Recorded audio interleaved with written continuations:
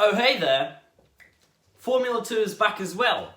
So, welcome everyone to my second episode of F2 with me.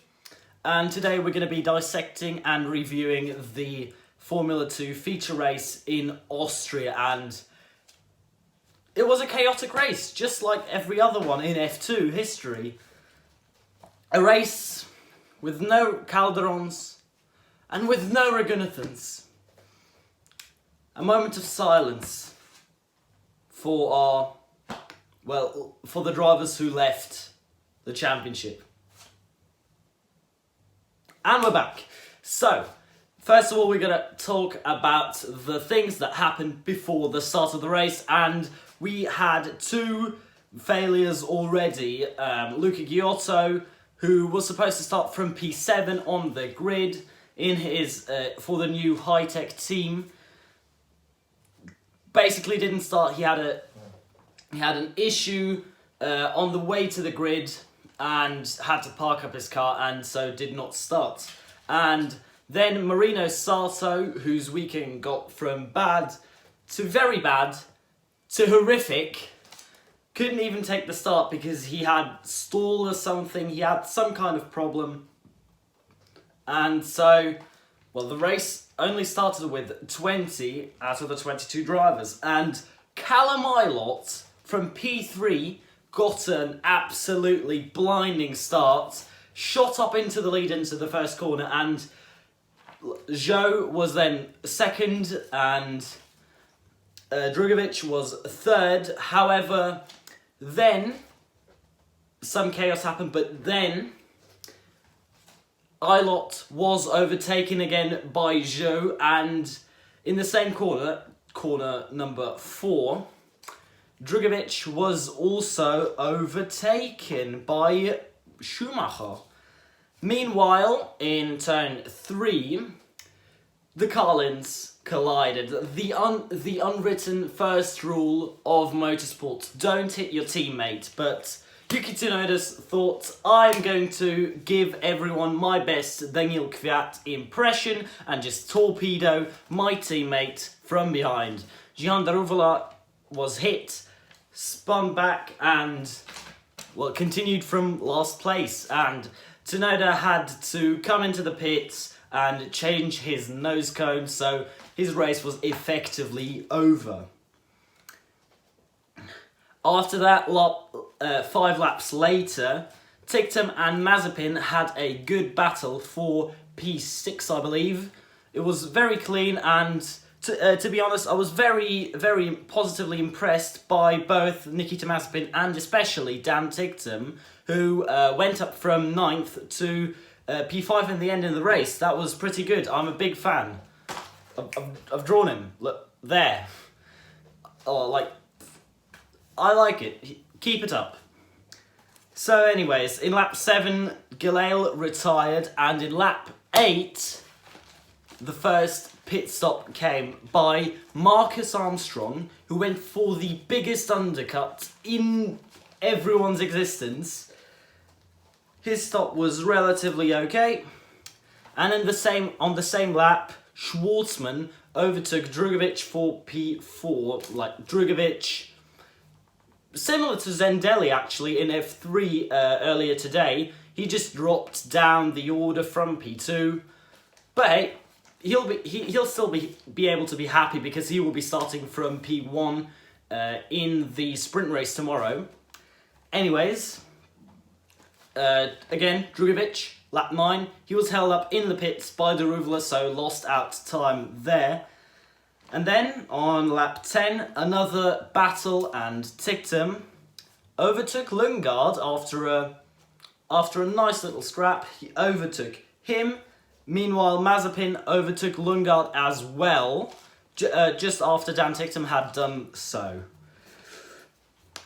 Lap 12 and lap 14 was when drivers finally really went to the pits. Mazepin, Lundgaard and Delatraz came in together on lap 12. Delatraz had a slight problem, but Mazepin, oh good god, that was like the Mercedes stop from last year in Germany, but like a bit faster and no front wing change, but it was very slow. It took up 20 seconds, something like that. So he lost a lot of positions through that, and then afterwards didn't finish in the points. So very unlucky for him.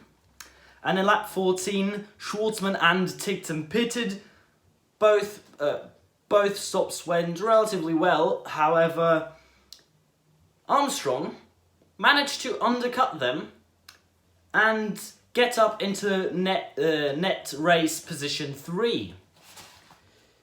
Then Jack Aitken, he got a penalty on lap 17. It was a stop-go penalty because he was out of position at the safety car line. I don't know what that means. Please, if you know, share it in the comments below, because I genuinely do not have a clue.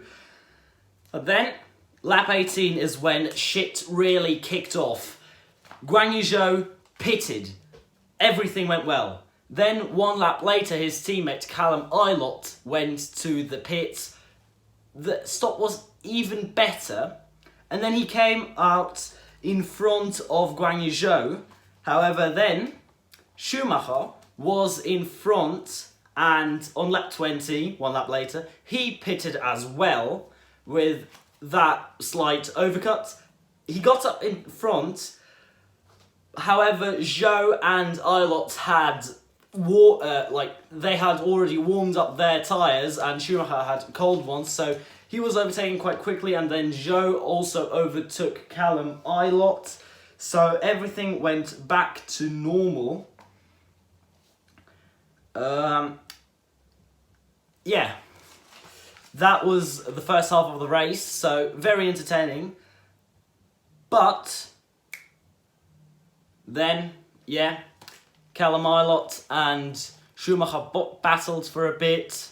Ilott then finally overtook Schumacher, and on lap 25 and 26, both of the HWAs, Alesi and Markelov, who were on the alternate strategy, so they started on the hard tyres and then went on to the softs later, they pitted on lap 25 and 26, and then Guan Yu Zhou had an issue. He lost power or had something with his gearbox, and so he lost out tons of positions, had to come into the pits, and they fixed it and he got out again, but his race was also pretty much over. So Callum Ilott took the lead in front of Schwartzman and Armstrong, and then Markelov retires. Same thing as with Zhou, although he actually had to park up his car on the track, and the safety car came out for 3 laps until the car was cleared off the road. And then on lap 31, they restarted. Delatraz overtook Tictum. Alesi, who then pitted onto the obviously was on the fresh softs, made up 2 moves in quick succession. And then Schumacher went off. He just went. No one knew where he was until he popped out back in 13th. Explanation was that he went wide in the second left-hand corner. I believe it's called Lauda, and he just made a big mistake, and that cost him a podium position, and even more, it just cost him points flat out, because he then was in 13th and couldn't manage to get back up into the points. Then on lap 34, Dan Tickton began to pick up pace again, overtook Delatraz, and then closed up to the drivers in between P2 and P4.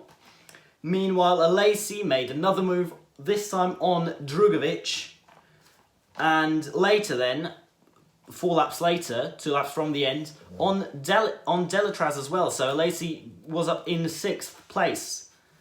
There was a bit of squabbling at the end between the top 5 drivers minus the first one, Callum Ilott. He just went away. He dominated the end part of the race, and then obviously won it in front of Armstrong, who had started from 13th and whose undercut really paid off. He pitted at lap 8. Got a bit lucky with the safety car because that surely helped him like manage the temperature of the tyres better. But still, very impressive stuff from him. Robert Schwartzman, P3, also very good race, as goes for Lundgaard and Dan Ticktum, who came in 4th and 5th respectively. Alesi, Delatraz, Drugovic completed the top 8, and obviously Drugovic will start from reverse grid pole. And then Matsushita scored 2 points, and Roy Nissany scored a point. Brilliant. The Israeli driver driving for the Trident team, Williams Academy driver, he got a point and doubled his career tally of points in the F2 Championship. Well done. Anyways, tomorrow will be the sprint race, and if you want to hear my predictions, then yeah, I don't think that Drugovic will finish on the podium. Like, he had his chance, he started from 2nd today, and then he dropped off from there. I think the same thing will happen tomorrow as well. And then Delatraz is probably the biggest shout for the race win. He's never won a race before, but he certainly can do it. He's a fast driver, and I would tip him to be favourite for the race tomorrow. However, it's F2, so there will probably be some carnage at the start, in the middle, or at the end. So with that, I will leave you here. If you want to leave your support, then please like the video and subscribe. And yeah, see you tomorrow for F3 and F2 sprint race reviews. Until then, I've been Alex. Bye.